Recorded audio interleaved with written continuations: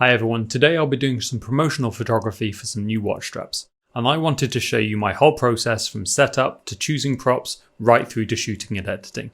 Let's get into it. To get started, these are the straps I'll be shooting with today. They are the three new colours of the Hirsch Arne. We have the burgundy, a dark green, and also this limited edition yellow. It's slightly different to the other Hirsch Arnes because it has black keepers, which I personally think look great. The first thing I do when shooting new straps is to choose watches for them.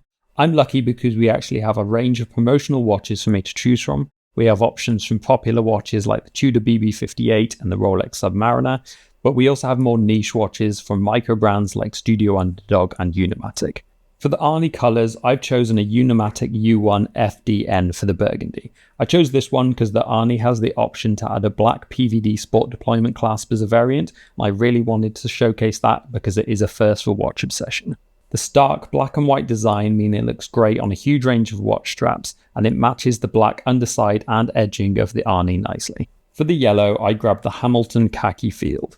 Again, it brings out the black of the strap just like the Unimatic, but it also has a yellow tone in the loom which brings out the yellow in the strap and matches it really well. For the green, I've chosen a Seiko Prospex Speed Timer.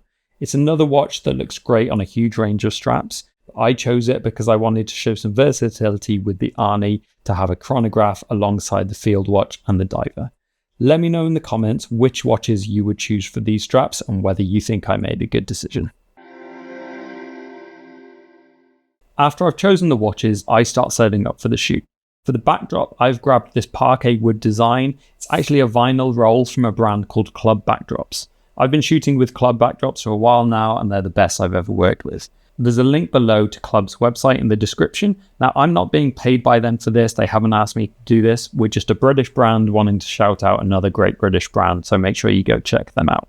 Once I have my backdrop and my watches, I start building up the scene by grabbing props. I have an office full of ornaments, watch tools and decorations, so I just start grabbing stuff, putting them on the table, seeing what works well together. I make sure I've got a good variety of sizes, textures and colours to give the images some interest. I like to use books and magazines. They add a little bit of height, some shadow, and also nice textures. I used Oracle Time magazines as they keep the watch shoot looking horological. I also use watch tools, storage, pouches, that kind of thing. Now, these are products we sell, so it's good to have them in the shoots, but it also, again, keeps the watch shoot looking nice and horological.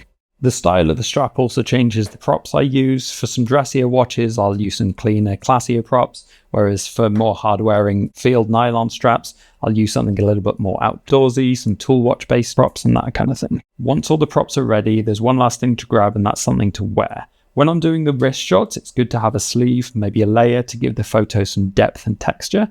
I want to make sure that it goes with the straps and the props I'm working with as well. Luckily, all I need to do is head downstairs. Directly under WatchObsession's offices is a store called Cactus.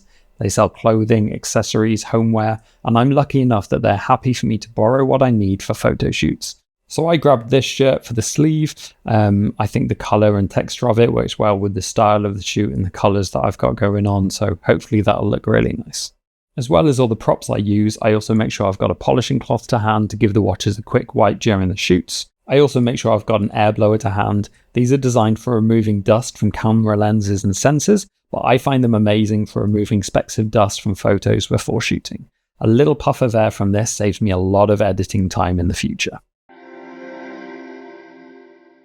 Now that I have everything I need, it's time to start shooting. There's 4 shots I do for every watch or strap and 5 shots I call fillers. The 4 main images I use on the product page for the website, they are a lay flat of the watch, a wrist shot from directly above, a close-up shot of the watch done up, and a shot showing the strap's USP or unique selling point. The other 5 shots are fillers. These are used for social media, blogs, other web pages like the banners and homepage, as well as the YouTube videos and advertisements. I start with all the shots from above. I have a camera set up on a wall boom pointed directly down with 2 lights on either side. One is the main light at around a 45-degree angle at full power. The other light is a filler light about 1/5 power. This is used to gently fill in the shadows and help add some texture to the shots. I shoot using an iPad connected to the camera. I can shoot, change camera settings, set focus, times, everything I need. Here you can see I set up a lay flat for the wrist shot and I get the filler shot of each strap. The shots coming up here are the unedited raw images straight from the camera. I'll go over how to edit those a little later. I started with the burgundy, then the dark green, and finally the yellow. I do check the iPad for focus as I go, and any shots where there could be some slight movement, like wrist shots, I take 2 or 3 images to make sure there's no movement. Next, I'll shoot a bunch of close-up wrist shots. This is where I tend to get the images for social media and USP images I mentioned earlier.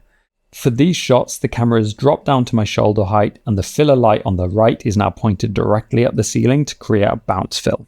For all of these shots, I do take multiples of each, as I want to make sure there's no movement. If my hands are in the image, all I do is set focus and have a 2-second timer. Again, I take multiples to make sure that there's nothing out of focus. The last group of shots I do are the macro images. These show the texture in the straps, underside, and getting closer to show more details, as well as picking out any more USPs. For these shots, the light and camera move around a lot more. The camera is off the boom and onto a tripod. You'll see I move the lights around a lot more for these shots to get some nice flecto on the crystals. Being at a greater angle to the vinyl backdrop, I do need to be more careful with glare, but with the polarizing filter, it cuts that right back.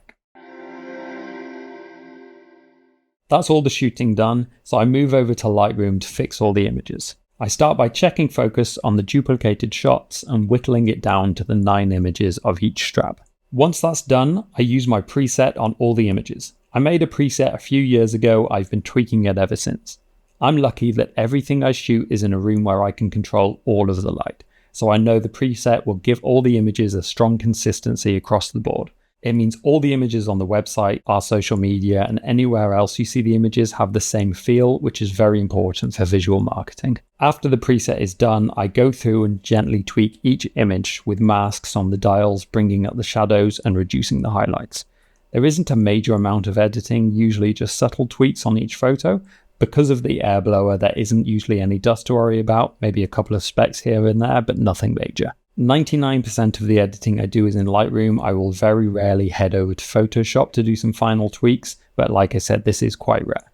I hope you've enjoyed this video and you have a better idea of the process we go through to make sure you see the best visual representation of the products we sell. I'll leave links in the description to all the gear and any products I've spoken about today. Make sure you hit that subscribe button to keep up to date with all the latest releases. I'll finish up with a slideshow of all the final images I shot today. If you have any questions, drop a comment below. See you next time.